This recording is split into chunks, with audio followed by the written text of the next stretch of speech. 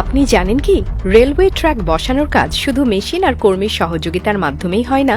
এর পেছনে আছে এক জটিল পরিকল্পনা, প্রযুক্তি আর সময় সাপেক্ষ প্রক্রিয়া। রেলপথ তৈরি করা মানে শুধু রেললাইন বসানো নয়, এটা একটা পুরো সিস্টেমের গঠন। রেললাইন কিভাবে বসানো হয়, এর প্রতিটি ধাপের বিস্তারিত তথ্য জানলে আপনার ভালো লাগবে। প্রথমেই শুরু হয় রেলপথের জন্য স্থান নির্ধারণ। যেখানে রেলপথ বসানো হবে সেই জায়গার মাটি বা পাথরের অবস্থা ভালোভাবে যাচাই করা হয়। রেললাইন মজবুত রাখতে মাটির ভিত্তি খুব গুরুত্বপূর্ণ। প্রয়োজন হলে সেখানে অতিরিক্ত মাটি ভরাট বা পাথর বসানো হয়, যাকে বলা হয় বেড প্রিপারেশন। এই বেডই রেলপথের ভিত্তি, যা পুরো রেললাইন আর ট্রেনের ওজন বহন করে।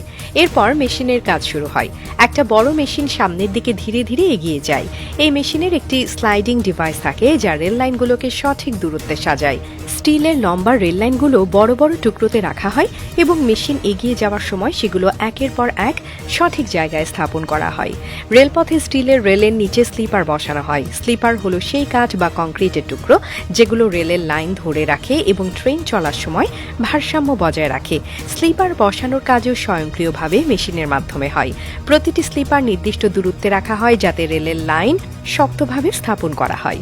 রেললাইন বসানোর পর এটি মাটির সাথে দৃঢ়ভাবে আটকে রাখতে ব্যালাস্ট ব্যবহার করা হয়। ব্যালাস্ট হলো ছোট ছোট পাথরের টুকরো, যা রেলপথের নিচে এবং চারপাশে ছড়িয়ে দেওয়া হয়।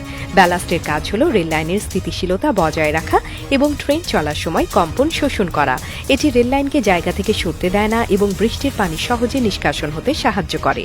একবার রেলপথ স্থাপিত হয়ে গেলে পুরো রেললাইনের সংযোগ পরীক্ষা করা হয়। স্টিলের রেললাইনগুলো একটার সাথে আরেকটা যোগ করা হয় থার্মিট ওয়েল্ডিং নামের বিশেষ পদ্ধতির মাধ্যমে। এই প্রক্রিয়ায় রেলের দুই প্রান্ত এতটাই শক্তভাবে একত্রিত হয় যে সেটি একটানা সোজা রেলের মতো হয়ে যায়। এর ফলে ট্রেন চলার সময় ধাক্কা কম লাগে এবং যাত্রীরা আরামদায়ক ভ্রমণ করতে পারেন।